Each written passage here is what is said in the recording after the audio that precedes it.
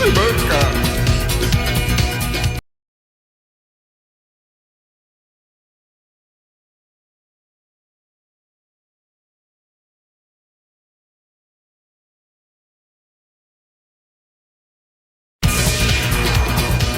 Simanca. Gente, é uma honra. Eu estou aqui no lançamento de 2 livros de 2 caras fantásticos, escritores, professores, musicistas. Bem, é uma honra estar aqui com o Denislau e o Enzo Bozo aqui no Simanca. Então, vem com a gente para o Simanca, é especial, então muito legal. Vamos junto.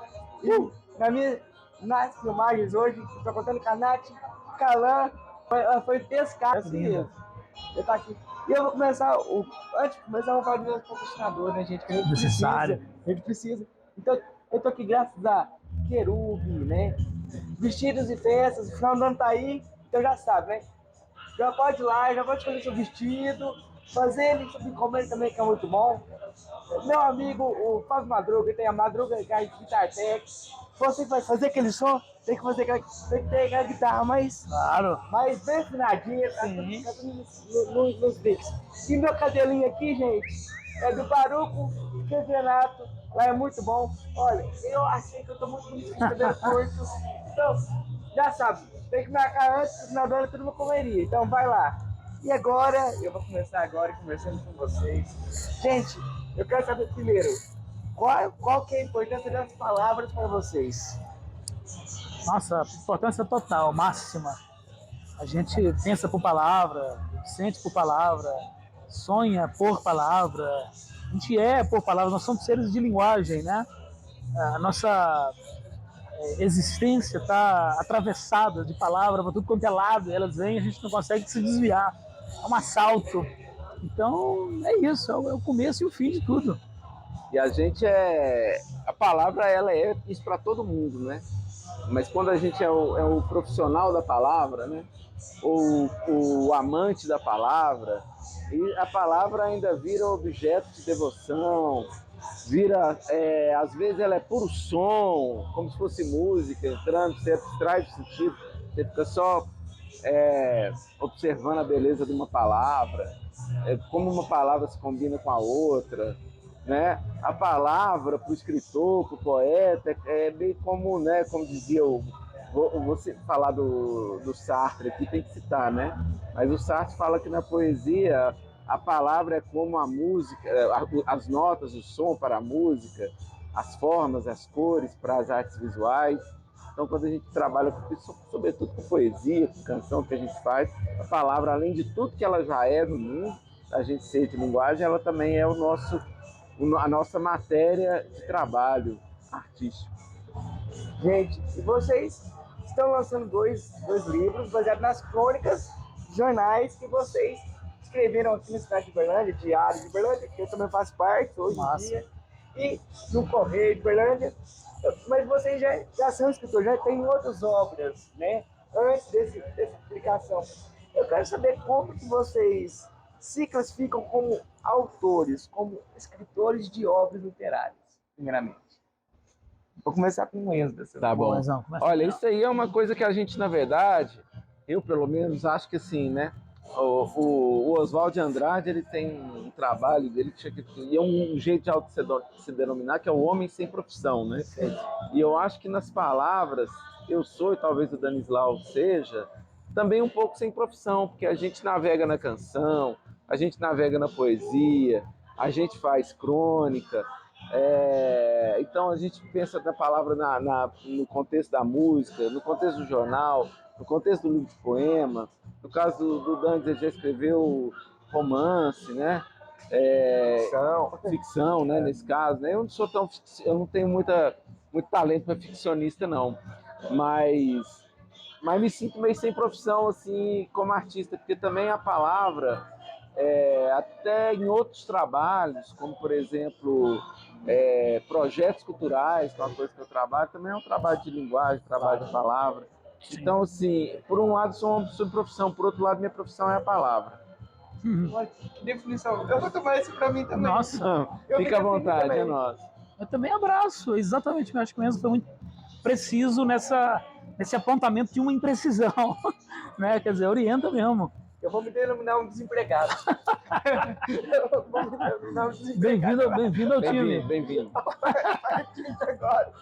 Mas eu quero saber o seguinte: como que vocês selecionaram as crônicas que entraram no livro de cada um de vocês? Porque são muitas que vocês escreveram, então eu quero saber como que vocês fizeram essa seleção. Cada um deve ter um critério diferente.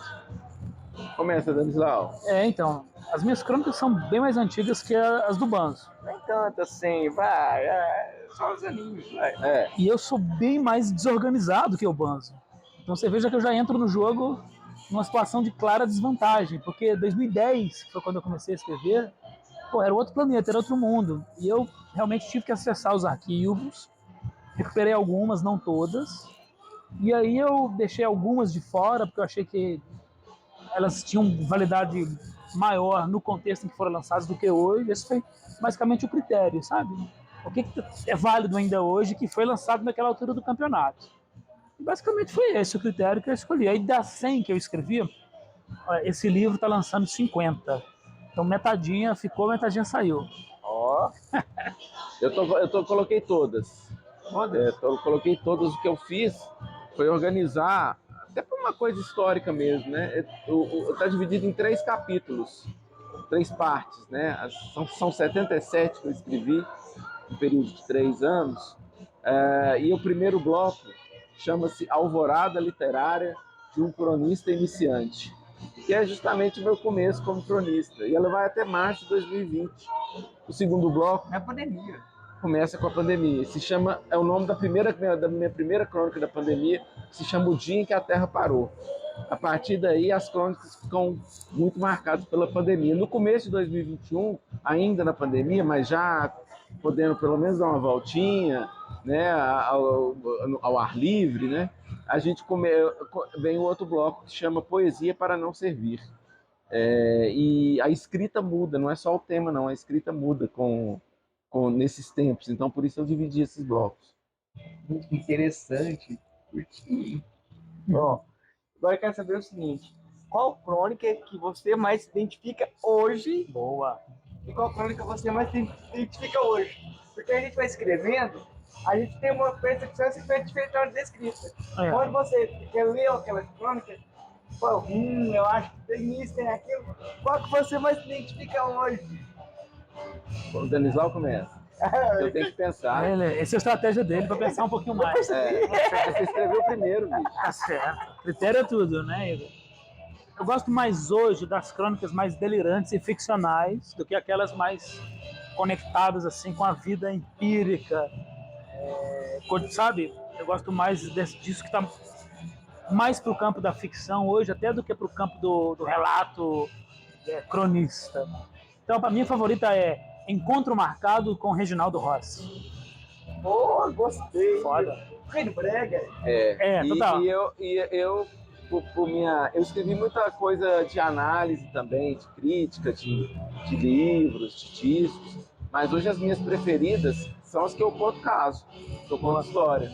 Então tem uma que chama 20 anos de Pauta de Borboletas, que conta dos primórdios, de antes da nossa primeira apresentação. Tem uma que se chama de Quando Não Vi Itamar Assunção, que é uma história de quando eu não fui ver o show do Itamar, mas o Danislau e outros amigos nossos foram. Então, hoje eu estou gostando, se eu voltasse a escrever, hoje eu contaria mais histórias e faria um pouco menos de reflexões estéticas, embora eu goste muito dessas reflexões.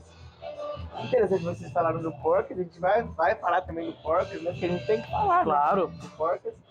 Mas eu queria saber também, porque vocês foram chefiados ou tiveram orientação de uma grande amiga nossa, a Adrê, né? E como que foi essa relação? O que ela achava dessas viagens, dessas reflexões, né? O que vocês faziam? Nossa, a Adriana foi uma puta editora, perfeita. Nunca censurou nada, nunca fez nenhuma ressalva.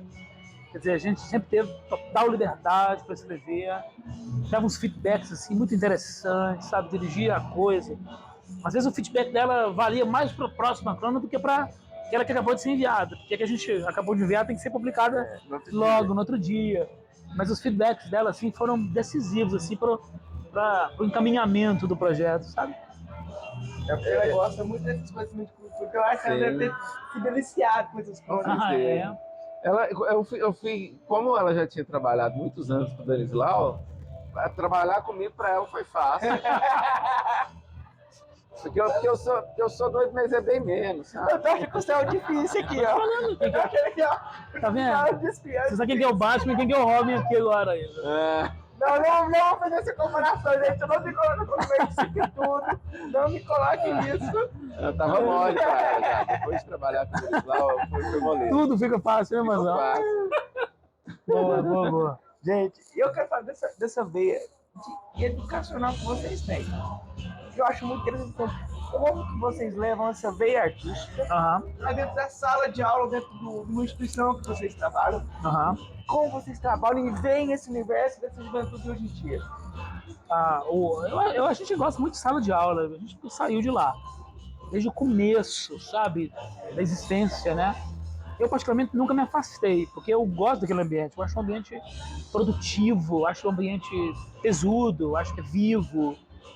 Eu gosto de estar perto da galera mais jovem que eu, eles me alimentam. Você é o tiozão? Tiozão, viramos um tiozão, muito. Porque tem um fosso geracional que é maravilhoso que exista. Eu não quero transpor esse fosso. Eu gosto de ser estranho para eles e gosto do estranhamento que eles causam em mim, sabe? Então nunca teve muito conflito, pelo contrário. O que a gente desenvolve no artístico é muito útil para quando a gente está na sala de aula. Porque a gente lida com as dificuldades da construção do texto, da elaboração do texto, enquanto artista. E depois, como professor, é como se aquela experiência prévia fosse esclarecedora. Muito bacana. Você trabalha com ONG, trabalha com exatamente. É muito diferente, né? Eu não trabalho na sala de aula com conteúdo do ensino formal, eu trabalho com oficina, né? Como arte educador. E aí já é uma coisa que é mais próxima da linguagem artística, porque a minha oficina é justamente de criação de canções com a meninada. Então eu estimulo justamente o trabalho que eu faço, volta lá na sua primeira questão, ele é fundado na importância da palavra, e aí eu vou trabalhar a palavra como brinquedo com eles. E aí a ideia é essa. E como que você trabalharia assim, uma palavra como brinquedão, um exemplo pra gente? Você trabalha com a palavra como brinquedo no nome do seu canal, Simanca, né? Porque você está fazendo a ideia de se liga, né? Sim. Simanca. E você também está evocando a sua figura, a sua singularidade, né? Como a gente já conversou em outra oportunidade. Incrível. Você está evocando a sua singularidade, então você está brincando com a palavra. Sim. Porque, né, com Simanca você diz muita coisa. Simanca comigo, inclusive, você está dizendo para as pessoas, Simanca comigo, com as pessoas que são singulares. Se ligue, fique esperto. Você está dizendo muita coisa quando você diz Simanca, vindo de você. Agora, eu quero que vocês deixem um recado para o pessoal comprarem os livros, comprar esse box, e que eles vão se deliciar com essa dupla, né? Claro. Com crônicas diferentes, estilos diferentes de escrita, mas muita imaginação. Então, fazem isso. Claro. Comercial. Depois a gente entra nas bandas. O Literatura de Jornal Escritos de Enzo Banco e Danislau está disponível à venda no site da Editora Subsolo, que é www.editorasubsolo.com.br, e da Terreno Estranho. A gente vai passar o link também. E nos nossos canais, no Instagram e lá na bio tem o link que leva para esses canais de venda. É o jeito mais fácil de chegar, mais fácil de decorar site. Gente, eu vou colocar todas essas informações na hora que eu vou publicar o vídeo. E agora eu quero falar assim, de vocês. Eu escutei muito essa banda no geral, né? E eu já vou perguntar. Vocês têm algum projeto de volta? Fala que tem, velho. Claro. A gente está com um disco praticamente composto já. Opa. Vai vir disco em 2024, que é nosso 5º disco. E aí eu quero saber assim, já tô me... Posso ser o primeiro a fazer a entrevista do novo disco? Dá o furo, é seu. Eu vou dar o furo, hein? Claro. O furo é meu. Mas o furo é lento, né? Claro. Então, assim, Mas eu quero entender, assim, nesse ato que vocês tiveram na banda, Sim. o que transformou nesse período todo que vocês já estão juntos, Aham. nesse encontro? A banda tá tocando melhor, sabe? A banda, todo mundo amadureceu muito pessoalmente, como músico, como artista. E a gente ficou um tempão parado, achou que quando fosse voltar, ia voltar enferrujadão. A gente voltou a coisa mais quente ainda, a corda tá mais tensa ainda. E foi muito bom perceber isso, não só no nosso conjunto, mas em outros, assim, que eu tenho observado. Gente que ficou 2, 3 anos no hiato e que voltou barbarizando ainda mais, em termos de execução sonora e tudo. E eu quero saber o seguinte, vocês têm umas letras muito... O pessoal pode levar muito por diferente, mas elas têm aquele teor de provocar. Claro. E eu quero saber, esse quarto CD também vai ter essa mesma linha ou tem outra vertente? O Porca tá sempre, mesmo quando a gente não quer, né? A gente às vezes acha que tá falando uma parada que é tranquila. É tabu, né? Muito tabu, a gente né? tá tocando algum tipo de tabu, É. exatamente. Então, é a nossa poética, né? A nossa linguagem está em construção ainda, esse processo de letra. Mas a gente já tem, né, uns refrões, uns achados poéticos. E aí a gente tá muito pensando num... a gente tá sempre falando onde a gente tá, né? Mas com a nossa visão de mundo, que ela é isso que a gente construiu ao longo desses anos, construiu coletivamente, é o nosso jeito de ver o mundo. Então, é uma história que continua e se renova. Vem uma coisa criativa aí, muito divertida, mas impactante. Porque assim, tudo que eu tentei falhou, né, gente? Claro. Eu tô aqui tentando acertar alguma coisa até hoje. Acertou totalmente. Eu tô tentando acertar alguma coisa moça. até hoje. Então, Tudo, não, calhou. Tudo que você tentou, calhou. E aqui, ó, tô quase encerrando a entrevista. A Nath, tadinha. Os bracinhos dela já estão Tá cansados. cansado. Tô quase encerrando aqui. Para encerrar, eu gostaria de que vocês compartilhassem, vocês são educadores, com certeza você tem histórias com pessoas com alguma condição. Sim. Vou falar de deficiência aqui primeiro. Sim, claro. Tá? E eu quero saber qual uma história que vocês podem compartilhar com a gente. O que essa história te ensinou, o que você ensinou para essa pessoa, para essa convivência que vocês tiveram. Quem quer começar? Assim, eu trabalho em sala de aula há 10 anos, assim, então o mais legal disso tudo é perceber a diversidade, sabe? Gente, como é que, sabe, cada pessoa que tem... Todos temos as nossas dificuldades de locomoção. A locomoção por si A minha é difícil. não é difícil? A minha é bem complicada. Então uma pessoa caminha de um jeito, outra caminha de outra, uma pessoa não enxerga, a outra ouve bem demais, uma pessoa tem uma pele negra, a outra tem um olhinho puxado, sabe? As riquezas são diferenças, as diferenças são riquezas, e o fato de cada um ter uma certa identidade acarreta um certo tipo de experiência. Então essa diversidade visual, de comportamento, possibilita tomarmos contato com diversidade de experiências de vida, de dores, de amores. Então, assim, é bom pra caramba. A diversidade é uma riqueza. É a coisa mais rica que pode existir, na verdade. Mas qual a diferença que mais te ensinou? Uma pessoa que tem alguma condição? Sim. Nossa, eu já tive vários amigos, vários colegas, assim, que tem que tem uma característica, assim, que não é necessariamente aquela tomada como padrão, né? Putz, eu me lembro de uma pessoa que... Eu me lembro de uma colega que não enxergava bem, que ela... Que o palco com ela era muito na dimensão do áudio, mais do que na escrita, e a presença dela ali mudou completamente a dinâmica da sala de aula. Eu me lembrei dela agora, foi muito foda. Bacana. Foi muito foda. E você, Enzo? Eu vou falar de você, Igor. Eu não, eu não esperava por isso agora. Eu vou falar de Eu não você. esperava por isso. Não é pra mim, não é sobre mim. Eu vou falar de você porque que dia que foi? Quarta-feira, da nossa entrevista anteontem, né?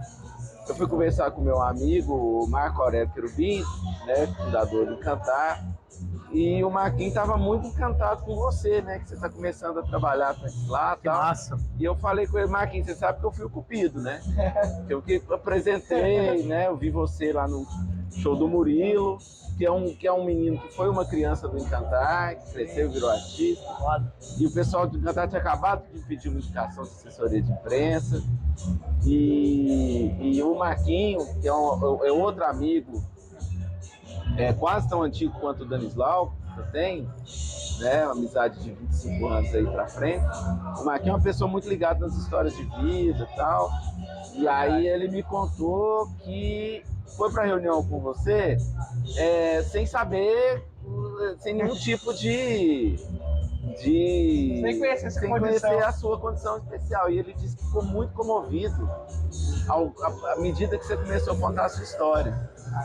E ele falou que no meio da reunião, numa reunião online, quando ele viu, ele estava emocionado, num contexto que era para estar conversando com um assessor de imprensa ali, que era para ser uma reunião de trabalho operacional. Então, esse tipo de coisa que você faz tem esse poder de balançar, né, as estruturas que tirar a gente daquele lugar que é o lugar operacional do dia a dia, né? Esse tipo de experiência, como o Dantes falou, de uma colega, uma aluna que não chegava bem, de tudo muda, né? O seu jeito, a sua diferença faz a gente se sentir diferente e a gente melhora, né, nosso olhar sobre o mundo. Gente, eu não esperava por isso, mas eu vou tentar continuar aqui para terminar. Geralmente as pessoas têm um pouco de receio de perguntar algo para uma pessoa diferente. E eu tenho um conceito de vida, né? Eu troco o tempo que me define de deficiência a singularidade. Sim. Todo mundo tem uma singularidade. Claro. O Enzo já falou algumas dele, mas ele tem outras. Então eu quero que vocês compartilhem com a gente uma singularidade só do Danislau e uma singularidade do Enzo. E todo mundo é singular, todo mundo é único. A gente tem que mudar esse termo de deficiência para singular, porque deficiência significa falta de alguma coisa, e ela interrompe o desenvolvimento, ou ela atrasa o desenvolvimento para a pessoa. Então eu acho que a gente tem que mudar esse conceito. E todo mundo tem singularidade. Claro. Eu quero saber uma singularidade sua, uma singularidade sua. A minha é a seguinte, cara, a minha família inteira, quase toda, muita gente, tem problema com glaucoma. Então nós somos uma família assim de gente que realmente não enxerga muito bem, né? E eu sinto isso já chegando para mim. Minha acuidade visual está muito limitada. E isso está me transformando como pessoa. E é legal, eu estou observando o sistema de compensações que eu tenho feito. Eu acho que a singularidade que eu teria, que não é muito singular, porque se eu observar minha família, todo mundo está mais ou menos nessa. Mas seria alguma coisa nesse sentido. Autoconhecimento é zero, né? Eu conheci o Danislau, ele conversava, ninguém entendia nada. Eu podia ter contado o caso do Danislau, que falava rápido, é verdade. Caramba, ninguém entendia. É verdade. É uma singularidade, né? É uma singularidade. Ninguém entendia nada, é verdade. Ninguém entendia nada que ele falava. Claro. E eu posso falar que da minha, eu, por exemplo, não consigo fazer duas coisas ao mesmo tempo, nem prestar atenção. Você mascar chiclete e andar de bicicleta ao mesmo tempo. Então, se você... Nesse mundo de janela é muito difícil para mim, essa coisa de abrir várias janelinhas. Eu fico totalmente desnorteado. Eu sei, é uma coisinha de cada vez e vamos nessa. Massa. Agora, para encerrar, as pessoas têm medo de perguntar algo para mim. Por causa da minha condição, o povo tem medo. E a maneira da gente... Pra gente abrir caminhos, a gente tem que se conhecer e permitir a outra pessoa se conhecer. Um sorriso abre portas. Se você quiser fazer uma pergunta para mim, no meu universo, a minha pessoa, fica à vontade, eu vou responder. Ou não, né? Não, mas eu vou responder. Tem alguma pergunta? É o seguinte, como é que é produzir jornalismo em Uberlândia hoje? Na área cultural é bem divertido, porque graças a Deus eu tenho muitos amigos, muitas pessoas que me apoiam, e eu gosto muito de contar histórias, né? Então, de contar a história de dois caras que contam histórias. Então, pra mim é muito, muito difícil. Ele tá sendo bom, mas tá sendo ótimo. Você conversa com pessoas que também gostam de conhecer e contar histórias. Demais. Então, a gente faz amizades e grandes elos de amigos mesmo que gostam de contar histórias. Então, esse meio cultural, jornalismo cultural, me acolheu muito, eu sou muito grato à cidade de Uberlândia, que me recebeu muito bem. Legal. E tem muitos amigos jornalistas que me acolhem muito bem, graças a Deus. Que massa! De que você não gosta de ser chamado? Deficiente. Boa. Pode me chamar de torto. Eu sou torto. Pode me chamar de manco, eu sou manco. Gordinho, eu sou gordinho. Não tem problema nenhum com isso. Mas deficiente, não é que eu não gosto, mas é o termo correto, não está errado. Eu acho que deficiente tem que ser trocado por conta disso. Porque quando a gente se vê uma pessoa diferente, não precisa de um tempo para definir a gente que a gente é diferente. que a gente costuma querer ser igual. Quando a gente é criança, Sim. a gente olha no nosso meio, nossa, eu queria ser igual a esse, igual aquele. Sim. Até a gente ter essa percepção de que a gente pode ser diferente, vai muito tempo. Então, essa palavra, ela interrompe um desenvolvimento que devia ser mais natural Sim. para todas as pessoas. Então, quando a pessoa já é caracterizada como uma pessoa inferior, o desenvolvimento dela é com uma dificuldade maior. Sabe? É isso. Demais, arrasou. E desse jeito, e com a Nath ali quase morrendo com o braço esticado, eu vou encerrar o Simanca de hoje. É um Legal. prazer. Sigam o Simanca, vejam o Simanca, compartilhem, porque é muito bacana. Cultura, arte e inclusão, tudo junto. Obrigado, Igor. Uh! Uhul.